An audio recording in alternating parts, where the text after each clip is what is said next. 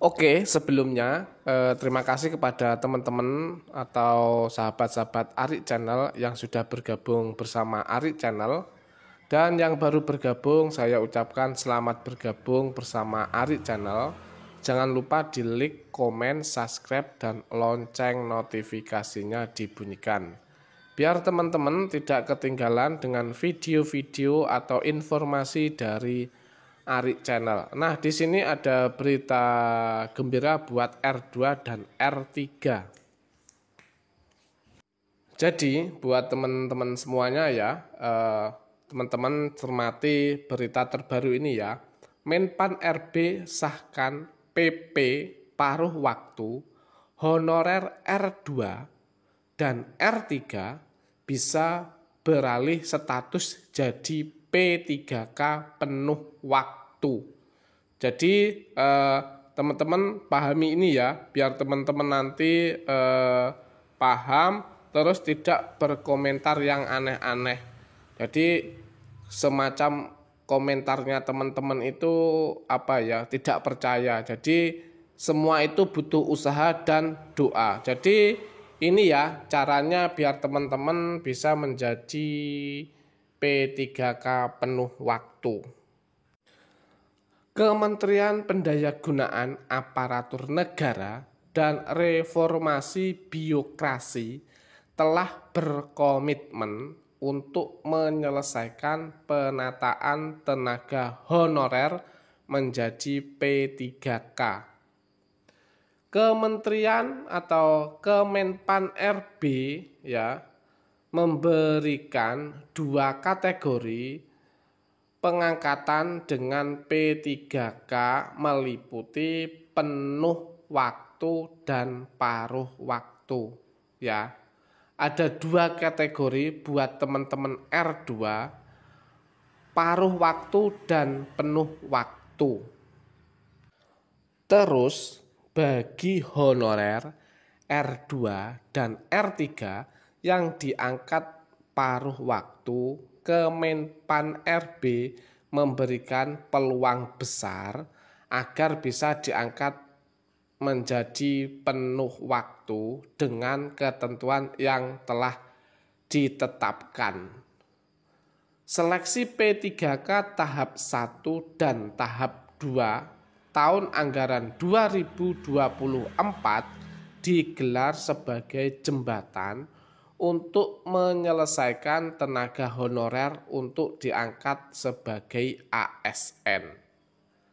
Nah, untuk teman-teman juga bisa baca informasi ya, P3K paruh waktu harap bersiap isi DRH.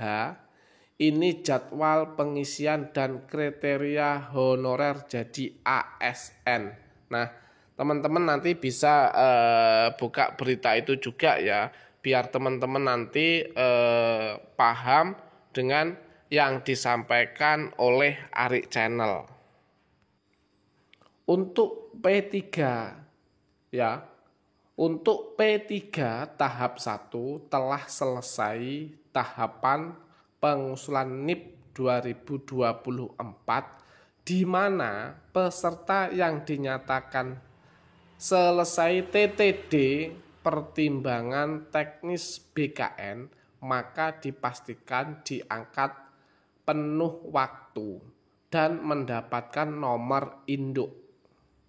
Sedangkan untuk P3K tahap 2 telah sampai di pengumuman pasca sanggah seleksi administrasi yang dilaksanakan tanggal 22 sampai 28 Februari 2025. Bagi honorer yang dinyatakan lulus seleksi administrasi baik murni maupun melalui sanggahan berhak mengikuti seleksi kompetensi P3K tahap 2. Seleksi kompetensi P3K tahap 2 dilaksanakan dengan menggunakan metode komputer assisted ya. Jadi yang akan digelar tanggal 17 April sampai 16 Mei ya. Jadi untuk teman-teman silahkan dipersiapkan ya. Mulai sekarang teman-teman dipersiapkan karena kenapa? Teman-teman akan tes ya. Tes kompetensi itu tanggal 17 April sampai 16 Mei ya. Jadi selama puasa ini teman-teman harus juga latihan soal-soal ya. Jadi teman-teman biar nanti mudah mengerjakan soal-soalnya. Jika honorer R2 dan R3 dinyatakan lulus rangkaian seleksi P3K tahap 2, maka dipastikan akan diangkat menjadi P3K paruh waktu. P3K paruh waktu ditunjukkan untuk honorer yang kategori berikut.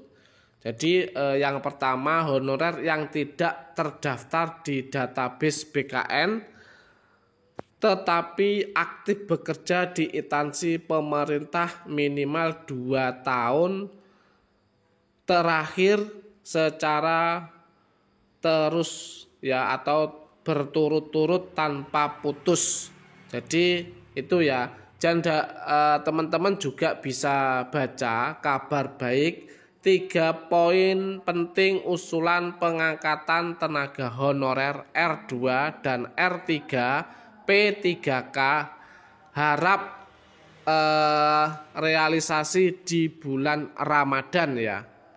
Yang kedua yaitu honorer guru lulusan pendidikan profesi guru atau PPG yang terdaftar pada pangkalan data kelulusan PPG di Kementerian Pendidikan Dasar dan Menengah. Yang nomor 3, guru sekolah swasta dan mendapatkan rekomendasi dari instansi tempat bekerja. Honorer yang gagal seleksi CPNS dan P3K tahap 1 dan mengikuti seleksi P3K di tahap 2, maka juga diangkat sebagai P3K paruh waktu jika lulus dan memenuhi persyaratan. Dalam diktum ke-28 dijelaskan bahwa P3K pejabat pembina kepegawaian dapat mengusulkan pengangkatan P3K paruh waktu menjadi P3K penuh waktu. Menjadi P3K berdasarkan pertimbangan ketersediaan anggaran dan hasil penilaian atau evaluasi kerja. Dijelaskan dalam diktum ke-29 berikut tahap pengangkatan P3K paruh waktu menjadi P3K penuh waktu. Yang pertama, PPK mengusulkan rincian kebutuhan P3K pada Menteri Pendayagunaan Aparatur Negara dan Reformasi Birokrasi. Yang kedua, Menteri Pendayagunaan Aparatur Negara dan Reformasi Birokrasi menetapkan rincian kebutuhan P3K pada setiap instansi pemerintah.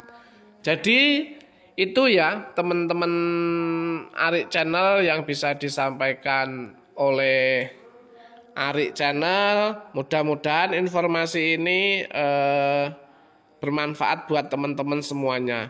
Mungkin nanti di video berikutnya kita akan belajar dengan soal-soal yang sesuai dengan kisi-kisi yang sudah dikeluarkan oleh Menpan RB ya untuk tes P3K tahap 2 atau gelombang 2 ya. Jadi nanti kita akan belajar soal-soal ya di video berikutnya. Oke teman-teman, Arik Channel undur diri dulu.